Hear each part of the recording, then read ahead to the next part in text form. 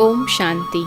आज 28 फरवरी 2026 की बाबा की साकार मुरली है। मुरली के महावाक्य हैं, मीठे बच्चे, तुम ईश्वरीय संप्रदाय हो, तुम्हें ज्ञान सूर्य बाप मिला है, अभी तुम जागे हो तो दूसरों को भी जगाओ। प्रश्न है, अनेक प्रकार के टकराव का कारण तथा उसका निवारण क्या है? उत्तर है, जब देह अभिमान में आते हो तो अनेक प्रकार के टकराव होते हैं। माया की ग्रहचारी बैठती हैं। बाबा कहते, देही अभिमानी बनो, सर्विस में लग जाओ, याद की यात्रा में रहो तो ग्रहचारी मिट जाएगी। ओम शांति। रूहानी बच्चों के पास बाप आए हैं श्रीमत देने व समझाने। यह तो बच्चे समझ गए हैं कि ड्रामा प्लान अनुसार सारा कार्य होना है, बाकी समय थोड़ा रहा है। इस भारत को रावणपुरी से फिर विष्णुपुरी बनाना है। अब बाप भी है गुप्त, पढ़ाई भी गुप्त है, सेंटर्स तो बहुत हैं। छोटे बड़े गांव में छोटे बड़े सेंटर्स है और बच्चे भी बहुत हैं। अब बच्चों ने चैलेंज तो दी है और लिखना भी है। जब कोई लिटरेचर बनाना है तो उसमें लिखना है, हम इस अपनी भारत भूमि को स्वर्ग बनाकर छोड़ेंगे। तुमको भी अपनी भारत भूमि बहुत प्रिय है, क्योंकि तुम जानते हो यह भारत ही स्वर्ग था। इनको 5000 वर्ष हुए हैं। भारत बहुत शानदार था, इनको स्वर्ग कहा जाता है। तुम ब्रह्मा मुख वंशावली को ही नॉलेज है। इस भारत को श्रीमत पर हमको स्वर्ग जरूर बनाना है, सबको रास्ता बताना है और कोई खिटपिट की बात ही नहीं। आपस में बैठ राय करनी चाहिए कि इन प्रदर्शनी के चित्रों द्वारा हम ऐसी क्या एडवर्टाइजमेंट करें जो अखबार में भी चित्र दे। आपस में इस पर सेमिनार करना चाहिए। जैसे गवर्नमेंट के लोग आपस में मिलते हैं, राय करते हैं कि भारत को हम कैसे सुधारें।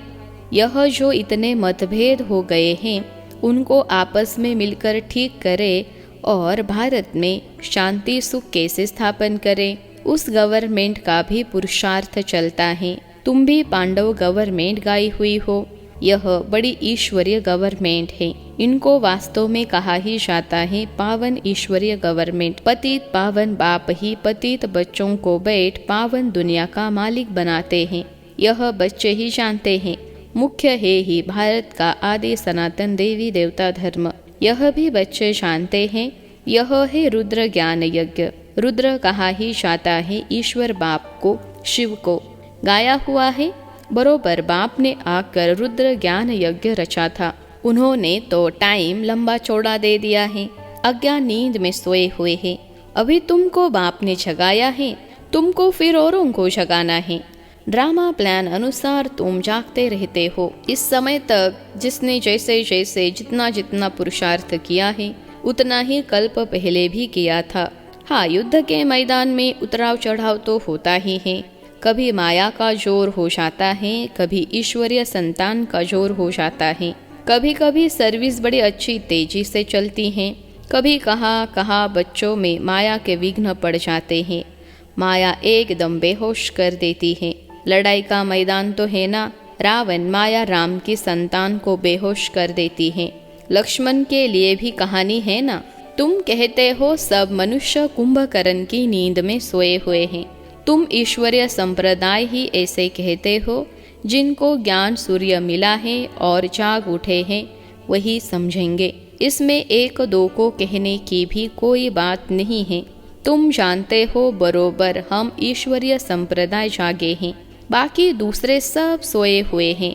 वह यह नहीं जानते कि परमपिता परमात्मा आ गया है बच्चों को वर्षा देने।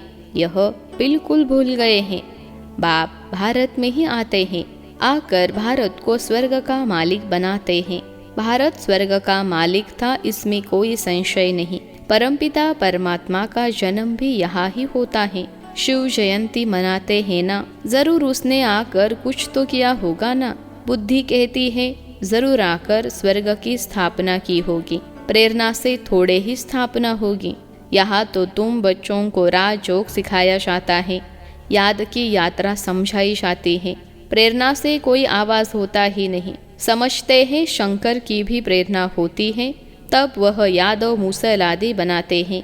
परंतु इसमें प्रेरणा की तो कोई बात ही नहीं है। तुम समझ गए हो, उनका पार्ट है ड्रामा में यह मूसल आदि बनाने का, प्रेरणा की बात नहीं है। ड्रामा अनुसार विनाश तो जरूर होना ही है। गाया हुआ है, महाभारत लड़ाई में मूसल काम आए तो जो पास हो गया है वह फिर रिपीट होगा। तुम गारंटी करते हो हम भारत में स्वर्ग स्थापन करेंगे जहाँ एक धर्म होगा। तुम ऐसे नहीं लिखते कि अनेक धर्म विनाश होंगे, वह तो चित्र में लिखा हुआ है। स्वर्ग की स्थापना होती है तो दूसरा कोई धर्म होता नहीं, तो दूसरा कोई धर्म नहीं होता। अभी तुमको समझ में आता है। सबसे बड़ा पार्ट है शिव का, ब्रह्मा का और विष्णु का। ब्रह्मा सो विष्णु, विष्णु सो ब्रह्मा। यह तो बड़ी गुह्य बातें हैं। विष्णु से ब्रह्मा कैसे बनते हैं, ब्रह्मा से फिर विष्णु कैसे बनते हैं, यह सेंसिबल बच्चों की बुद्धि में झट आ जाता है। देवी संप्रदाय तो बनते ही हैं, एक की बात नहीं है। इन बातों को तुम बच्चे समझते हो, दुनिया में एक भी मनुष्य नहीं समझता। भल लक्ष्मी नारायण व विष्णु की पूजा भी करते हैं, परंतु उनको यह पता नहीं है कि विष्णु के ही दो रूप लक्ष्मी नारायण हैं जो नई दुनिया में राज्य करते हैं। बाकी चार भुजा वाला कोई मनुष्य नहीं होता। यह सूक्ष्म वतन में एम ऑब्जेक्ट दिखलाते हैं प्रवृत्ति मार्ग का। यह सारे वर्ल्ड की हिस्ट्री ज्योग्राफी कैसे चक्र लगाती है यह कोई नहीं जानते। बाप को ही नहीं जानते तो बाप की रचना को कैसे जान सकते। बाप ही रचना के आदि मध्य अंत का नॉलेज बताते हैं। ऋषि मुनि भी कहते थे हम नहीं जानते हैं। बाप को जान जाए तो रचना के आदि मध्य अंत को भी जान जाए। बाप कहते हैं मैं एक ही बार आकर तुम बच्चों को भी सारी नॉलेज समझाता हूँ, फिर आता ही नहीं हो तो रचता और रचना के आदि मध्य अंत को जाने ही कैसे। बाप स्वयं कहते हैं मैं सिवाय संगम युग के कभी आता ही नहीं हूँ, मुझे बुलाते भी संगम पर हैं।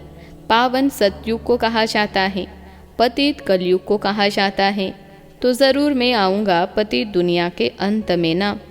कलयुग के अंत में आकर पतित से पावन बनाते हैं, सतयुग आदि में पावन है। यह तो सहज बात है ना। मनुष्य कुछ भी समझ नहीं सकते कि पतित पावन बाप कब आएंगे। अभी तो कलयुग का अंत कहेंगे। अगर कहते हैं कलयुग में अर्जुन 40,000 वर्ष पड़े हैं तो और कितना पतित बनेंगे, कितना दुख होगा। सुख तो होगा ही नहीं। कुछ भी मालूम न होने कारण बिल्कुल ही घोर अंधियारे में है। तुम समझ सकते हो तो बच्चों को आपस में मिलना है, चित्रों पर अच्छी रीति समझाना होता है। यह भी ड्रामा अनुसार चित्र आदि सब निकाले हैं। बच्चे समझते हैं जो समय पास होता है हुबहू ड्रामा चलता रहता है। बच्चों की अवस्थाएं भी कभी नीचे कभी ऊपर होती रहेंगी। बड़ी समझने की बातें हैं। कभी कभी गृहचारी आकर बैठती हैं तो उनको मिटाने के लिए कितने प्रयत्न करते हैं। बाबा घड़ी घड़ी कहते हैं बच्चे तुम देह अभिमान में आते हो इसलिए टक्कर होती है, इसमें देही अभिमानी बनना पड़े। बच्चों में देह अभिमान बहुत है। तुम देही अभिमानी बनो तो बाप की याद रहेगी और सर्विस में उन्नति करते रहेंगे। ऊंच पद जिनको पाना है वह सदैव सर्विस में लगे रहेंगे। तकदीर में नहीं है तो फिर तदबीर भी नहीं होगी। खुद कहते हैं बाबा हमको धारणा नहीं होती, बुद्धि में नहीं बैठता। जिनको धारणा होती है तो खुशी भी बहुत होती है। समझते हैं शिव बाबा आया हुआ है। अब बाप कहते हैं बच्चे तुम अच्छी रीति समझ कर फिर औरों को समझाओ। कोई तो सर्विस में ही लगे रहते हैं, पुरुषार्थ करते रहते हैं। यह भी बच्चे जानते हैं जो सेकेंड गुजरता है वह ड्रामा में नोंद है, फिर ऐसे ही रिपीट होगा। बच्चों को समझाया जाता है। बाहर भाषण आदि पर तो अनेक प्रकार के नए आते हैं सुनने के लिए। तुम समझते हो गीता वेद शास्त्र आदि पर कितने मनुष्य भाषण करते हैं। उनको कोई यह थोड़े ही पता है कि यहाँ ईश्वर अपना और अपनी रचना के आदि मध्य अंत का राज समझाते हैं। रचयिता ही आकर सारा ज्ञान सुनाते हैं। त्रिकालदर्शी बनाना यह बाप का ही काम है। शास्त्रों में यह बातें हैं नहीं, यह नई बातें हैं। बाबा बार बार समझाते हैं, कहा भी पहले पहले यह समझो कि गीता का भगवान कौन है, श्री कृष्ण या निराकार शू। यह बातें प्रोजेक्टर पर तुम समझा नहीं सकेंगे।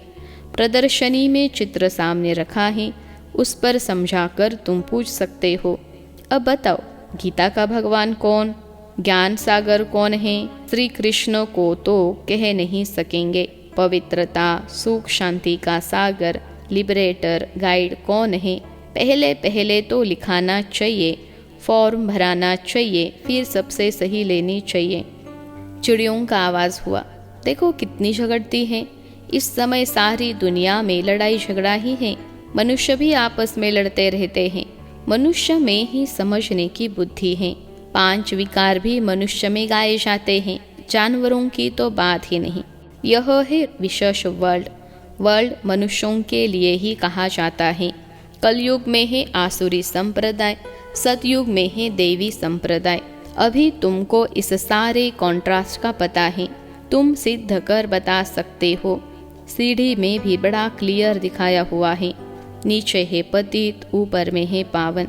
इनमें बड़ा क्लियर है। सीढ़ी ही मुख्य है, उतरती कला और चढ़ती कला, ये सीढ़ी बड़ी अच्छी है। इनमें ऐसा क्या डाले जो मनुष्य बिल्कुल अच्छी रीति समझ जाए कि बरोबर यह पतित दुनिया है, पावन दुनिया स्वर्ग थी। यहाँ सब पतित है, पावन एक भी हो नहीं सकता। रात दिन यह ख्यालात चलना चाहिए। आत्म प्रकाश बच्चा लिखता है, बाबा यह चित्र बनाए। बाबा कहते हैं, बल विचार सागर मंथन कर कोई भी चित्र बनाओ, परंतु सीढ़ी बड़ी अच्छी बननी चाहिए। इस पर बहुत समझा सकते हैं। 84 जन्म पूरे कर फिर पहला नंबर जन्म लिया है, फिर उतरती कला से चढ़ती कला में जाना पड़े। इसमें हर एक का विचार चलना चाहिए, नहीं तो सर्विस कैसे कर सकेंगे। चित्रों पर समझाना बहुत सहज होता है। सतयुग के बाद सीढ़ी उतरनी होती है, यह भी बच्चे जानते हैं। हम पार्टधारी एक्टर्स हैं, यहाँ से ट्रांसफर हो सीधा सतयुग में नहीं जाते, पहले शांति धाम में जाना है। हाँ, तुम्हारे में भी नंबरवार हैं जो अपने को पार्टधारी समझते हैं। इस ड्रामा में दुनिया में ऐसा कोई कह न सके कि हम पार्टधारी हैं। हम लिखते भी हैं कि पार्टधारी एक्टर्स होते हुए भी ड्रामा के क्रिएटर, डायरेक्टर आदि मध्य अंतों को नहीं जान सकते, तो वह फर्स्ट क्लास बेसमझ हैं। यह तो भगवानुवाच है। शु भगवानुवाच ब्रह्मा तन द्वारा। ज्ञान सागर वह निराकार है, उनको अपना शरीर है नहीं। बड़ी समझने की युक्तियाँ हैं। तुम बच्चों को बड़ा नशा रहना चाहिए। हम किसकी ग्लानि थोड़े ही करते हैं। यह तो राइट बात है ना। जो भी बड़े बड़े हैं उन सब के चित्र तुम डाल सकते हो, सीढ़ी कोई को भी दिखला सकते हो। अच्छा, मीठे मीठे सिखलते बच्चों प्रति माता पिता बाप दादा का याद प्यार और गुड मॉर्निंग। रूहानी बाप की रूहानी बच्चों को नमस्ते। हम रूहानी बच्चों की सिखलते रूहानी माता पिता बाप दादा को याद प्यार, गुड मॉर्निंग और नमस्ते बाबा नमस्ते।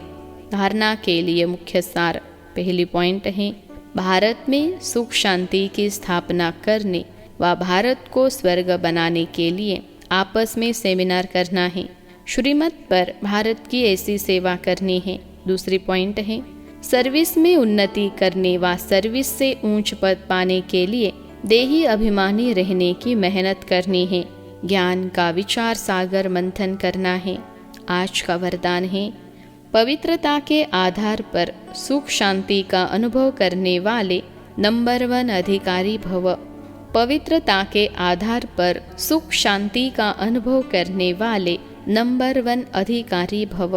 विश्लेषण है, जो बच्चे पवित्रता की प्रतिज्ञा को सदा स्मृति में रखते हैं उन्हें सुख शांति की अनुभूति स्वतः होती है। पवित्रता का अधिकार लेने में नंबर 1 रहना अर्थात सर्व प्राप्तियों में नंबर 1 बनना। इसलिए पवित्रता के फाउंडेशन को कभी कमजोर नहीं करना, तब ही लास्ट सो फास्ट जाएंगे। इसी धर्म में सदा स्थित रहना, कुछ भी हो जाए, चाहे व्यक्ति, चाहे प्रकृति, चाहे परिस्थिति कितना भी हिलाए, लेकिन धरत परिये धर्म न छोड़िए। आज का स्लोगन है, व्यर्थ से इनोसेंट बनो तो सच्चे सच्चे सेंट बन जाएंगे। व्यर्थ से इनोसेंट बनो तो सच्चे सच्चे सेंट बन जाएंगे। अव्यक्त इशारे, एकता और विश्वास की विशेषता द्वारा सफलता संपन्न बनो।